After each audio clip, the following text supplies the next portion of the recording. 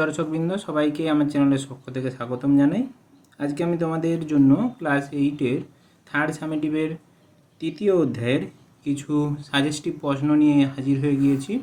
আশা করি ভিডিওটি ভালো লাগবে। তাহলে সময় নষ্ট না করে চলে যাওয়া যাক মূল ভিডিওতে।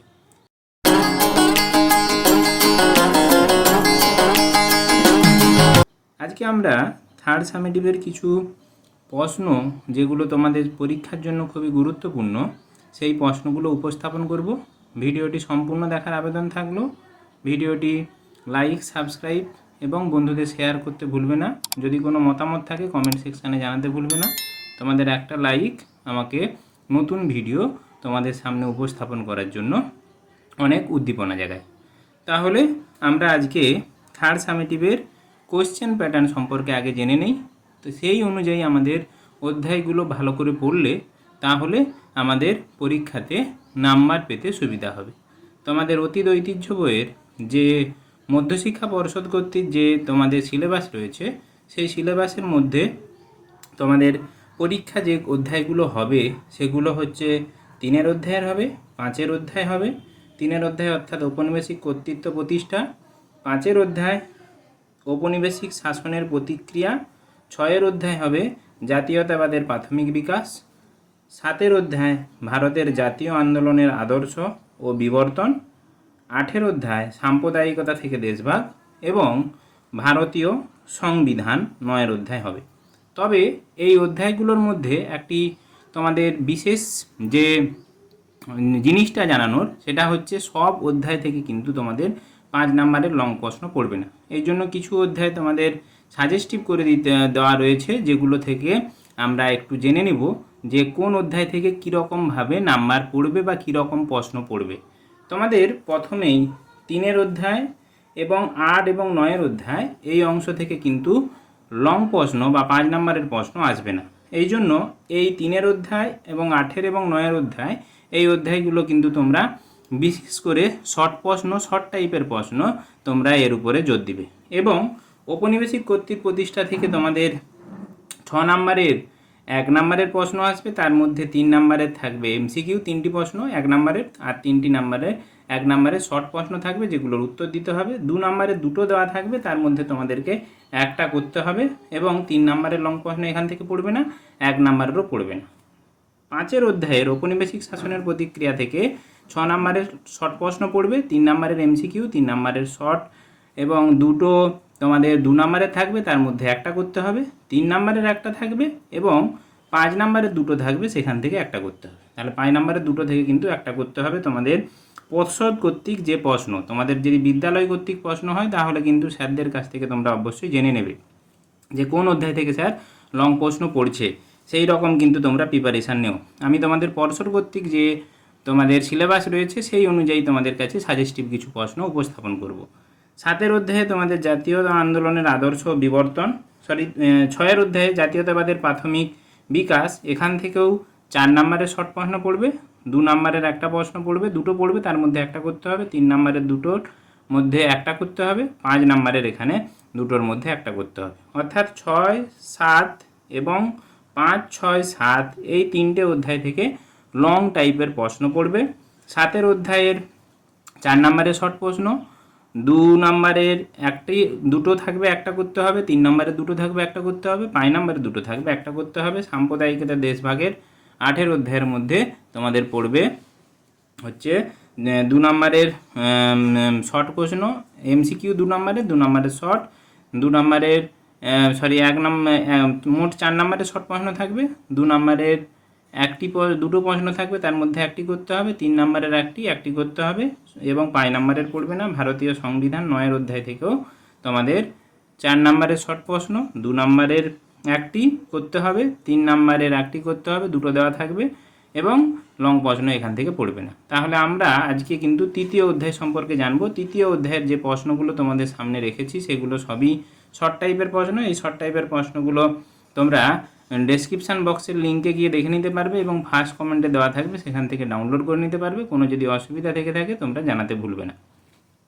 তোমাদের মূল কিন্তু এই অধ্যায় থেকে তোমাদের টোটাল 8 মার্ক পড়বে। 6 নাম্বারের শর্ট, 2 নাম্বারের লং প্রশ্ন একটা করতে হবে। প্রথম প্রশ্ন রয়েছে ব্রিটিশ প্রেসিডেন্সি ব্যবস্থা তৈরি হয়েছিল কোন তিনটি ঘাঁটিকে কেন্দ্র করে? উত্তর মাদ্রাজ, বোম্বাই এবং কলকাতা, এই তিনটি ঘাঁটিকে কেন্দ্র করে। মুসলিপট্টনম ও সুরাটে কত সালে ব্রিটিশ কোম্পানি ঘাঁটি তৈরি করে?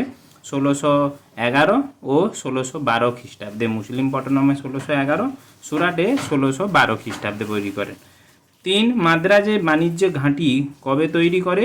1639 সালে মাদ্রাজে বাণিজ্য ঘাঁটি তৈরি হয়। সেন্ট জর্জ দুর্গ বানানো হয় কোথায়? মাদ্রাজ পট্টনম গ্রামে সেন্ট জর্জ দুর্গ বানানো হয়। মাদ্রাজ প্রেসিডেন্সির অপর নাম কি? সেন্ট জর্জ দুর্গ প্রেসিডেন্সি। মাদ্রাজ প্রেসিডেন্সির দুটি প্রশাসনিক কেন্দ্রের নাম কি? গ্রীষ্মকালে ওটা কামুন্দ এবং শীতকালে মাদ্রাজ, দুটো কিন্তু ভাগে এই মাদ্রাজ প্রেসিডেন্সি চলতো। বোম্বাই প্রেসিডেন্সির মূল গোড়াপত্তনম কোথায় হয়েছিল? সুরাটে হয়েছিল। পশ্চিম প্রেসিডেন্সি নামে পরিচিত ছিল কোন প্রেসিডেন্সি? বোম্বাই প্রেসিডেন্সি। 9 বাংলা, বিহার, উড়িষ্যার দেওয়ানি লাভ কবে করে কোম্পানি? 1765 সালে। কত সালে বাংলার উপর নিজামতের অধিকার পায়? 1772 সালে। ফোর্ট উইলিয়াম দুর্গ প্রেসিডেন্সি নামে পরিচিত ছিল কোন প্রেসিডেন্সি? বাংলা প্রেসিডেন্সি। আশা করি ভালো লাগছে, একটি লাইক দিতে ভুলবে না। পরের পেজে তো রয়েছে তোমাদের 12 দাগের প্রশ্ন। রেগুলেটিং অ্যাক্ট কবে চালু করা হয়? 1773 সালে। পিট প্রণীত ভারত শাসন আইন কবে চালু হয়? 1784 সালে এবং বলবৎ হয় 1785 সালে 1 জানুয়ারি, 1 জানুয়ারি। কলকাতা ইম্পিরিয়াল কোর্ট কবে চালু হয়? 1774 সালে।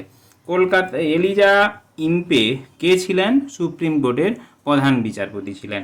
কে কবে ব্রিটিশ নিয়মকানুনগুলি কোড ও সংহত করেন? 1793 সালে লর্ড কর্নওয়ালিসের এই আইনগুলি কোড আকারে সংকলন করেন। মহলারি ব্যবস্থা কে চালু করেন? Lord William Bentinck. ঠগী দস্যুদের কে দমন করেন? কর্নেল স্লিম্যান ও বেন্টিং। পুলিশ ব্যবস্থা কবে চালু করেন? 1793 সালে লর্ড কর্নওয়ালিস চালু করেন। এরপরে রয়েছে 1880 দশকে কোম্পানির সেনাবাহিনীতে কতজন সিপাহী ছিলেন? আনুমানিক 2,50,000 জন। ফোর্ট উইলিয়াম কলেজ কবে কোথায় প্রতিষ্ঠিত হয়? ফোর্ট উইলিয়াম কলেজ 1800 খ্রিস্টাব্দে কলকাতায় প্রতিষ্ঠিত হয়। সিভিল সার্ভিস বা অসামরিক প্রশাসনিক ব্যবস্থা কে চালু করেন? লর্ড কর্নওয়ালিস চালু করেন। সামরিক জাতি কাদের বলা হতো? পাঞ্জাবের জাট, পাঠান, উত্তর ভারতের রাজপুত এবং নেপালের গোর্খাদের মধ্যে যারা সেনাবাহিনীতে যোগ দিতেন তাদেরকে সামরিক জাতি বলা হতো। কত সালে কোথায় কে হিন্দু কলেজ প্রতিষ্ঠা করেন? 1791 সালে বেনারসের জোনাথন ডানকান। কে কবে কোথায় মাদ্রাসা প্রতিষ্ঠা করেন? ওয়ারেন হেস্টিংস 1781 সালে কলকাতায় মাদ্রাসা তৈরি করেন। এশিয়াটিক সোসাইটিতে কে কবে কোথায় প্রতিষ্ঠা করেন? 1784 সালে উইলিয়াম জোন্স কলকাতায় প্রতিষ্ঠা করেন। শ্রীরামপুরের ব্যাপটিস্ট মিশন কবে স্থাপন করা হয়েছিল? 1800 সালে স্থাপন করা হয়েছিল। কার নেতৃত্বে 1824 সালে কলকাতায় সংস্কৃত কলেজ পঠন পাঠন শুরু হয়? Hayman Horace Wilson. Kolkata Hindu college কবে তৈরি হয়? 1817 সালে। সুপ্রিম কোর্টের প্রধান বিচারপতি স্যার এডওয়ার্ড হাইড ইস্ট ও ডেভিড হেয়ারের নেতৃত্বে 1817 সালে কলকাতায় হিন্দু কলেজ প্রতিষ্ঠিত হয়। সরকারি চাকরির পাওয়ার ক্ষেত্রে ইংরেজি ভাষা জ্ঞানকে আবশ্যক বলে ঘোষণা করা হয় কত সালে? 1844 সালে। মেকলের প্রতিবেদন কবে পেশ করা হয়? 1835 সালে 2রা ফেব্রুয়ারি। উডের প্রতিবেদন কবে পেশ করা হয়? 1854 সালে জুলাই মাসে। বাংলার কাউন্সিল অফ এডুকেশন কবে তৈরি হয়? 1843 সালে। বেথুন স্কুল কার উদ্যোগে তৈরি হয়েছিল? বিটন সাহেব বা বেথুন সাহেবের আমলে। পলাশির যুদ্ধ কবে হয়েছিল? 1757 সালে। জমি জরিপের কবে কে কোথায় শুরু করেছিল? 1760 খ্রিস্টাব্দে ফ্র্যাঙ্কল্যান্ড 24 পরগনায় জমি জরিপের কাজ শুরু করেন। বাংলার নদীপথগুলি জরিপ করেন কে? উত্তর জেমস রেনেল 1764 সালে। 1767 সালে ব্রিটিশ কোম্পানি ভারতের সার্ভে জেনারেল বা জরিপ বিভাগের প্রধান হিসাবে কাকে নিয়োগ করেন? জেমস রেনেলকে। পাঁচশালা বন্দোবস্তের আর এক নাম কি ছিল? ইজারদারি বন্দোবস্ত। 1772 সালে লর্ড ওয়ারেন হেস্টিং এই প্রথা চালু করেন। চিরস্থায়ী বন্দোবস্তকে চালু করেন কত সালে কোথায় চালু করেন? লর্ড কর্নওয়ালিস 1793 সালে বাংলায় চালু করেন। বাংলা ভাষার প্রথম পূর্ণাঙ্গ বই কবে, কি নামে, কার অনুবাদে প্রকাশিত হয়? 1784 খ্রিস্টাব্দে জোনাথন ডানকানের অনুবাদ করা একটি আইনি বই নাম মফসল দেওয়ানি আদালত সকলের ও সদর দেওয়ানি আদালতের বিচার ও ইনসাফ চলা হইবার কারণ ও ধারা ও নিয়ম এই বিশেষ কারণ ধারা ও নিয়ম এই নামে বইটি পাবলিশড হয়।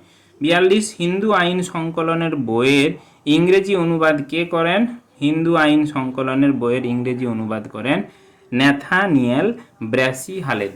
এগুলো তোমাদের ছিল শর্ট প্রশ্ন, ওগুলো থেকে 2 নম্বরের প্রশ্ন করতে পারে। আর 2 নম্বরের জন্য যেগুলো তোমাদের খুবই গুরুত্বপূর্ণ আমার মনে হয়, এবং এগুলো তোমরা পরীক্ষাতে তোমাদের এদের মধ্যে দুটো এসে যেতে পারে। মেকলের প্রতিবেদন বা উডের প্রতিবেদন কি, এর সম্পর্কে তোমরা সব কিছু জেনে রাখবে। ইজারদারি ব্যবস্থা কি বা প্রিট প্রণীত আইন কি, এই 4টে প্রশ্ন তোমাদের 2 নম্বরের জন্য গুরুত্বপূর্ণ, এবং সামনে যে শর্ট প্রশ্নগুলো রয়েছে সেগুলো থেকেও কিন্তু 2 নম্বরের প্রশ্ন ভাগ ভাগ করে পড়তে পারে। আশা করি ভিডিওটি ভালো লেগেছে। ভালো লেগে থাকলে অবশ্যই চ্যানেলটি সাবস্ক্রাইব করে পাশে থাকা বেল আইকনটি প্রেস করতে ভুলবে না। ধন্যবাদ, নমস্কার।